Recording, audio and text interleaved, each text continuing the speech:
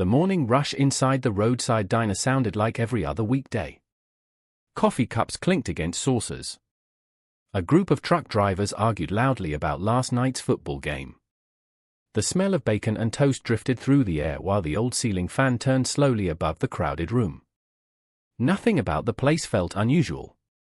Until the door opened. The bell above the entrance rang softly, but the man who stepped inside immediately changed the atmosphere of the entire diner. He moved slowly, balancing himself with a pair of metal crutches. His jacket was simple and worn, the kind of jacket someone keeps for years because it still works. One pant leg was neatly folded and pinned just above the knee.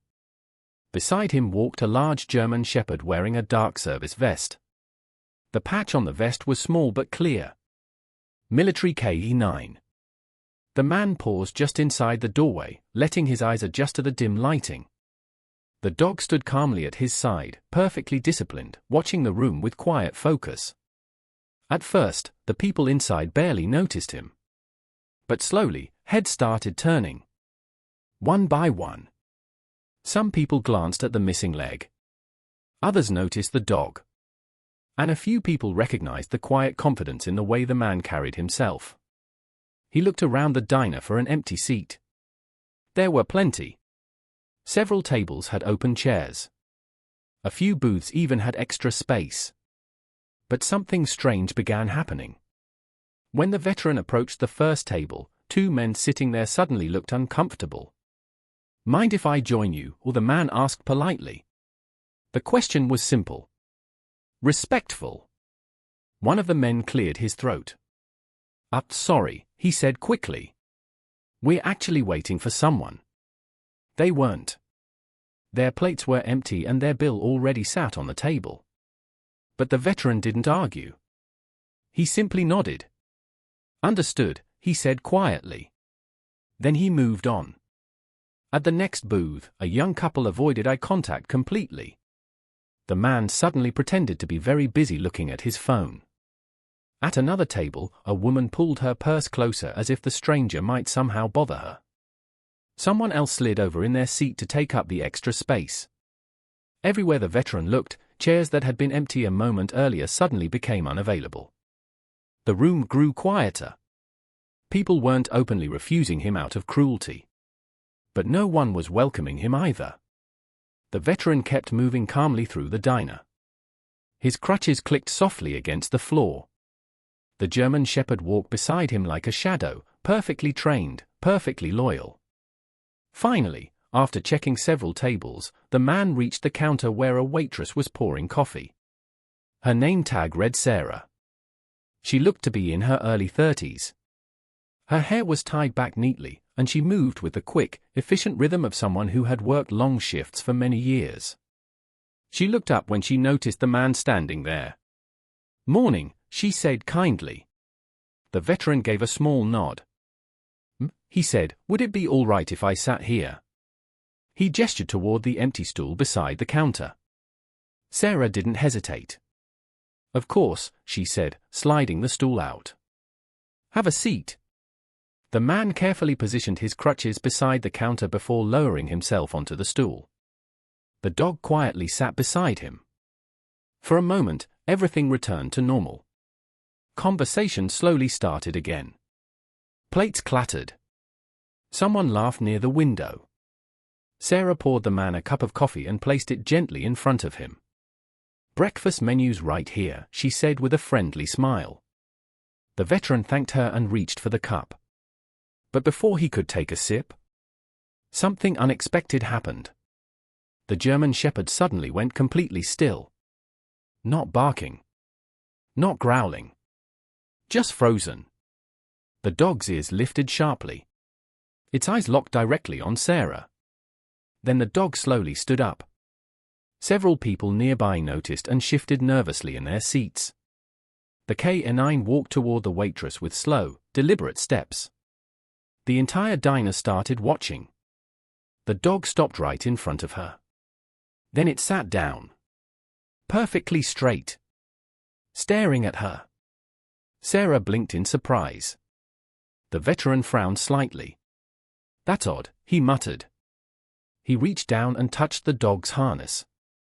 "Ranger," he said quietly. Normally that command would bring the dog back to attention instantly. But this time, the dog didn't move. Its eye stayed fixed on Sarah, like it had just recognized someone. The room had gone completely silent now. Even the cook leaned out of the kitchen window to see what was happening. The veteran slowly looked from the dog to the waitress, then back again. Military dogs only reacted like this for one reason: recognition. He leaned forward slightly. He said carefully. Sarah turned toward him. "Yeah?" The veteran studied her face. "Have we met before?" Sarah opened her mouth to answer. But for a brief moment, she didn't say anything, because the dog was still staring at her like it already knew the truth. And suddenly the veteran noticed something else. A thin scar on her wrist. Small. Almost hidden beneath her sleeve. But instantly recognizable to someone who had spent years around combat medics. The veteran slowly sat back in his chair. Now he was certain of one thing. The woman pouring coffee in this quiet roadside diner wasn't just a waitress. For several long seconds, Sarah didn't answer. The diner remained unnaturally still, as if every person inside had forgotten how to move. Even the usual background noise seemed to fade. The scrape of forks against plates, the hiss from the grill, the low murmur from the television mounted in the corner, all of it felt distant now. Because every eye in the room was fixed on the same scene. A disabled Navy SEAL at the counter. A military K-9 sitting rigidly at a waitress's feet. And a woman whose expression had changed just enough to make it clear that something inside her had been shaken. Sarah forced a small breath through her nose and reached for the coffee pot again, trying to keep her hands busy. "I don't think so," she said quietly. "Maybe your dog just likes me." It was a normal answer. Too normal. The kind of answer someone gives when they want a conversation to end before it begins. The veteran heard that immediately. So did the dog. The German Shepherd didn't move. It just kept staring at her with that same deep, focused attention. Not aggressive. Not uncertain. Certain. As though it had seen her somewhere no ordinary person could understand.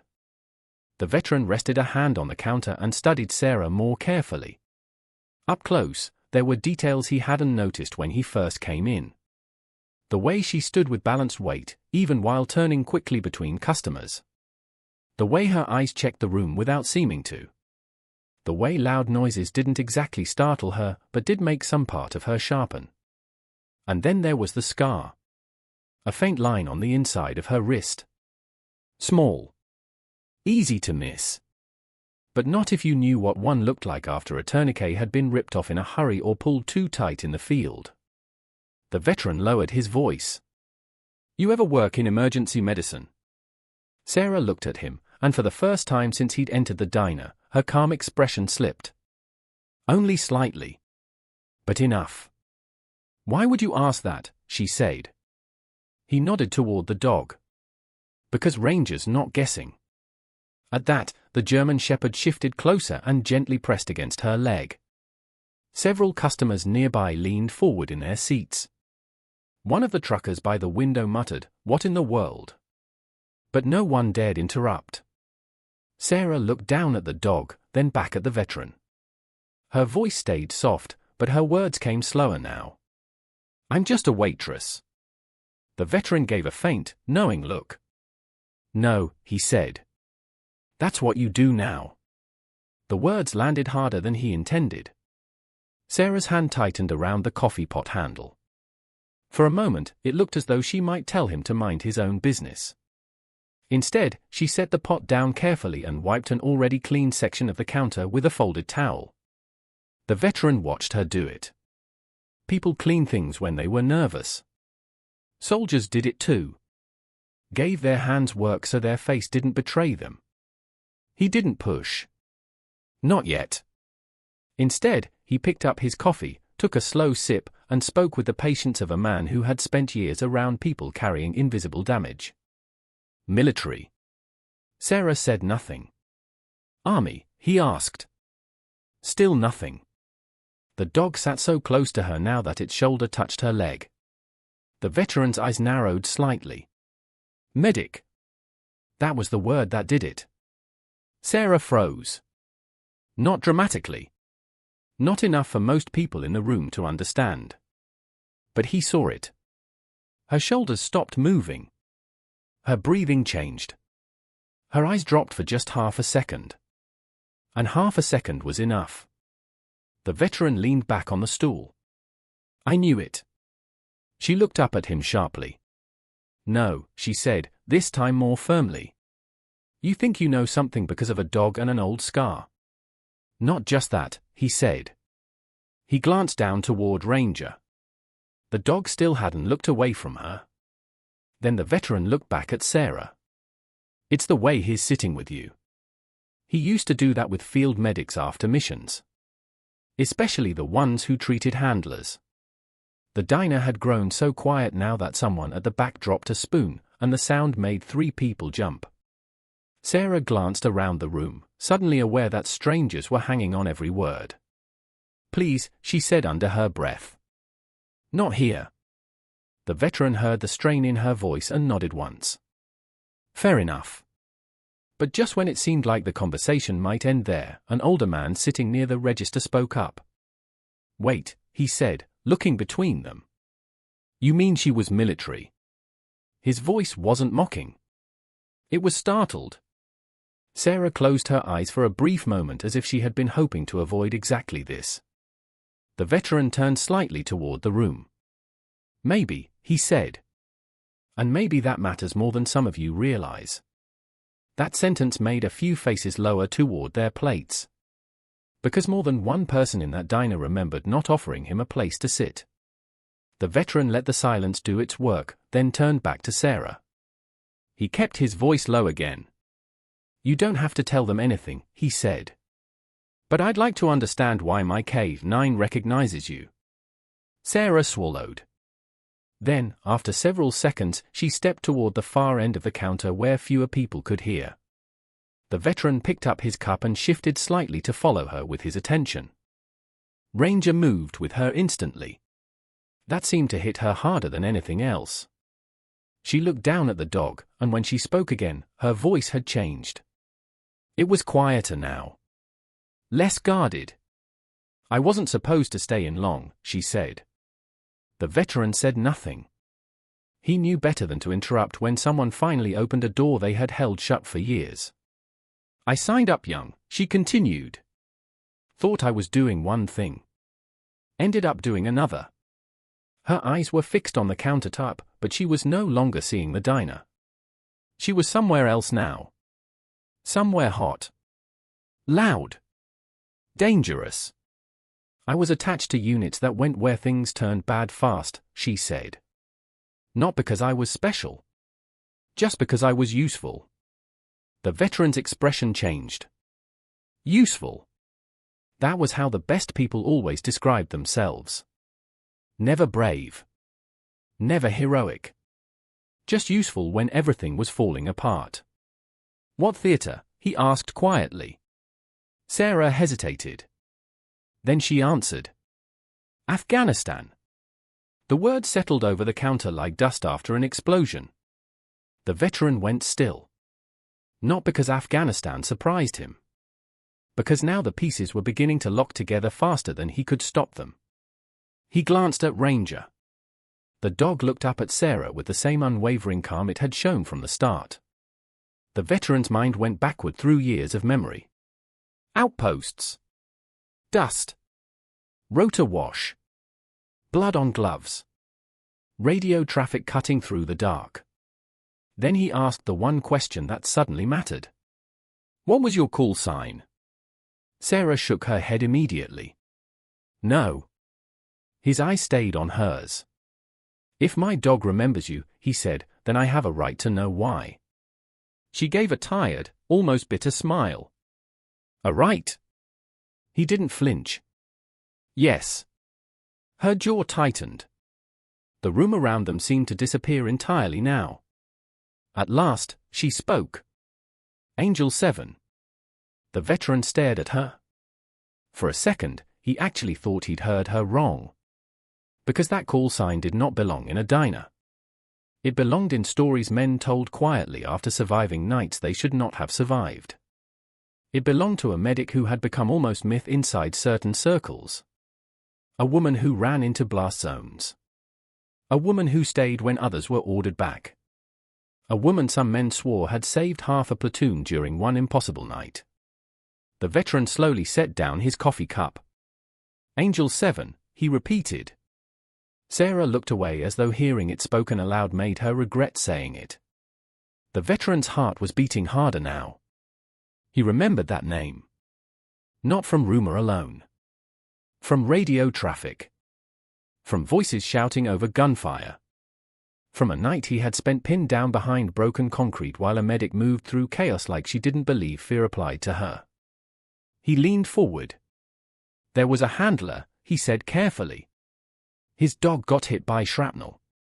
The handler was worse. There was only one medic who reached them." Sarah's face changed. Not with recognition of him. With recognition of the memory. The veteran continued. "You treated the dog first because he was screaming and giving away the position. Then you crawled back for the handler." Sarah shut her eyes. That told him everything. Because nobody who hadn't been there would react like that. And nobody who hadn't lived it would look as tired as she suddenly did. When she opened her eyes again, they held a pain that had clearly been buried for years. "I remember that night," she said softly. The veteran nodded. "So do I." She studied his face more carefully now. For the first time, she wasn't just listening to his questions. She was searching him. His posture. His voice. His scars. The way he held still when difficult things were spoken aloud. Then her eyes dropped briefly to his missing leg. And something flickered behind her expression. "Wait," she whispered. "You were there." He gave one small nod. Different element. Same operation. Ranger shifted at the sound of his voice, then turned back to Sarah and gently rested his head against her hip. She looked down instantly. Her fingers trembled before she reached out and placed a hand on the dog's head. The entire diner watched in silence as the animal relaxed beneath her touch like it had been waiting years for it. The veteran exhaled slowly. "He remembers your hands," he said. Sarah didn't speak. "He remembers who tried to save them." At that, something inside her seemed to crack. Not loudly. Not dramatically. Just enough for years of held in grief to show through her face. "I didn't save everybody," she said. The veteran's voice stayed steady. "Nobody does." She shook her head. "You don't understand." His eyes never left hers. "Yes," he said. "I do." She looked at him then with the raw, guarded expression of someone deciding whether to say the one thing she had never stopped carrying. When she finally spoke, her voice was barely above a whisper. "The handler died." No one in the diner moved. No one breathed too loudly. Sarah kept her hand on Ranger's head as she forced out the words. "I held pressure on him until the bird came in. I kept telling him to stay with me. I kept telling him he was going home." Her throat tightened. But he didn't. The veteran looked down for a moment, then back up. "He talked about the dog, didn't he?" he asked. Sarah's eyes widened slightly. "He said not to leave him," she whispered. The veteran nodded. Because now he remembered that part too. He remembered a blood-soaked evacuation. He remembered hearing later that the handler's last clear words had not been about himself. They had been about his K9. And suddenly Ranger pressed even closer to Sarah as if some old wound inside the animal had recognized the truth before the humans had. The veteran's voice dropped lower. "You were the last person with him." Sarah didn't answer. She didn't need to. The silence did it for her. And in that moment, the veteran understood exactly what had happened. Why this woman had vanished. Why she had hidden in plain sight. Why a waitress in a roadside diner carried herself like someone who still woke up in a war zone. She wasn't hiding from strangers. She was hiding from memory. And Ranger. Ranger had walked into that diner and found the one person he had never forgotten. For a long moment, neither of them spoke.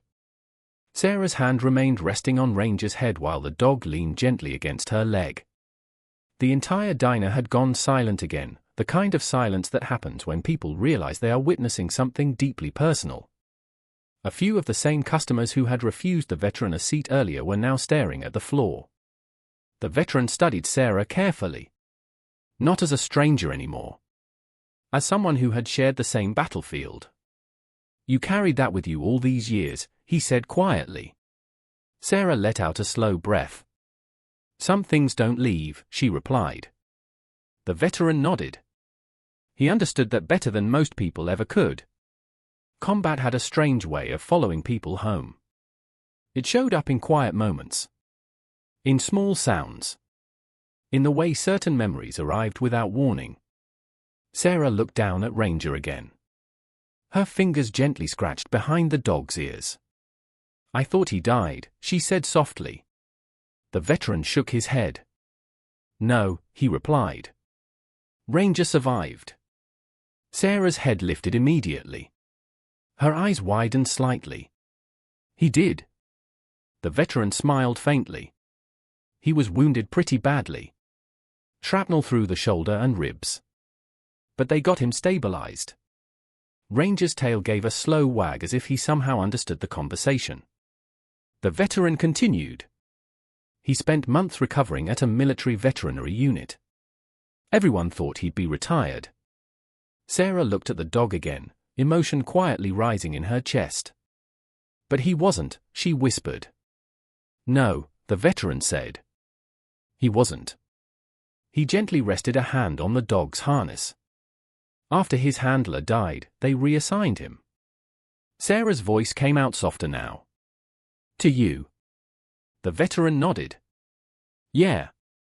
The moment settled between them. The dog who had stood beside her during one of the worst nights of her life had somehow found his way back into her presence years later in a random roadside diner. It almost felt impossible.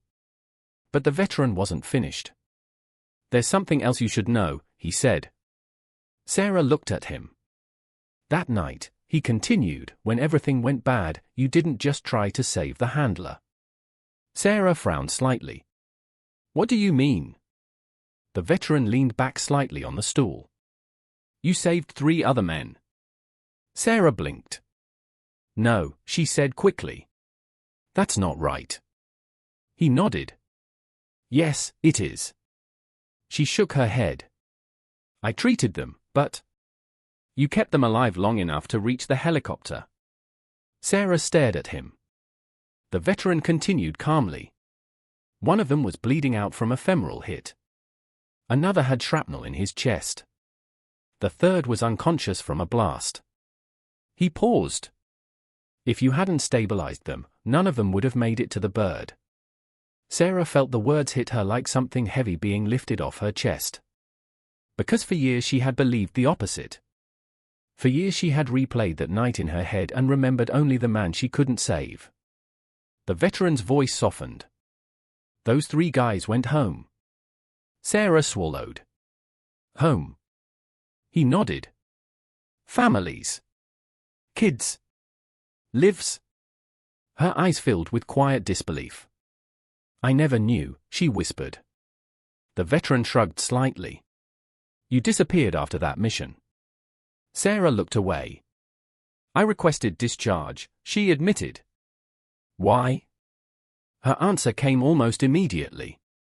"Because I thought I failed." The veteran shook his head slowly.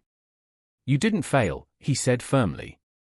"You ran into chaos while everyone else was pulling back." Sarah stared down at the counter. The veteran continued. "I watched you move through that blast zone like your life didn't matter." His voice carried deep respect now. "You saved people who are alive today because of what you did."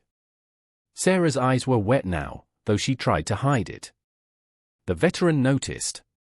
So did Ranger. The dog shifted closer and rested his head gently against her hip again. Sarah let out a small laugh through the emotion. He always did that, she said. What? When someone needed calming down. The veteran smiled. Still does. For a moment, the weight of the past felt lighter. Around them, the people in the diner were watching the scene unfold with quiet attention. Even the cook had stepped out from behind the kitchen window. The veteran slowly finished the last sip of his coffee and placed the mug down. Then he carefully pushed himself to his feet using the crutches. The sound of the metal tips touching the floor echoed softly through the room. Ranger stood instantly beside him. The veteran turned slightly and looked around the diner. Several people quickly looked away. A few others shifted uncomfortably in their seats. He understood why. They all remembered what had happened earlier. The man with the crutches asking politely for a place to sit. The empty chairs that had suddenly become unavailable. The veteran spoke calmly. You know, he said, glancing around the room, most people think heroes look a certain way. No one interrupted. They picture uniforms, he continued. Medals. Headlines. His eyes moved toward Sarah. But sometimes the people who carried the heaviest moments of a war come home and quietly start over. He nodded toward the counter. Sometimes they're just the person pouring your coffee. The silence in the diner deepened. One of the truck drivers near the window slowly removed his hat. Another man lowered his eyes. Because now they understood something they hadn't realized earlier. The woman they had barely noticed was someone who had once stood in the middle of an explosion and fought to keep strangers alive. The veteran turned back toward Sarah. Thank you for the seat, he said sincerely. Sarah gave a small smile. You're welcome. He paused for a moment. Then he said something that made her freeze again. Angel 7. It had been years since anyone had called her that. She looked up slowly. The veteran gave a respectful nod. Then he reached down and adjusted Ranger's harness. Come on, partner. The German Shepherd looked once more at Sarah. For a second, it almost seemed like the dog didn't want to leave. Sarah knelt down slightly and wrapped her arms around Ranger's neck. Take care of him, she whispered. The dog wagged his tail softly. Then he stepped back beside the veteran. The veteran made his way slowly toward the door. The bell above it rang as he opened it. Before stepping outside, he turned one last time. Those 3 men you saved, he said. Sarah looked at him. They'd thank you themselves if they knew where you were. He paused. Because of you, or they got to live the rest of their lives. Sarah felt a tear slide quietly down her cheek. The veteran gave one final nod. Then he stepped outside with Ranger walking proudly beside him. The door closed behind them. Inside the diner, no one spoke for several seconds. Then slowly, the normal sounds returned. Chairs moved. Coffee poured. But something about the room had changed. The people sitting there would remember this morning for a long time. Because they had just learned something important. You never really know the story of the person standing in front of you. Sometimes the quietest person in the room is the one who once saved the most lives. And sometimes the only one who remembers the whole truth is the dog that was there with them.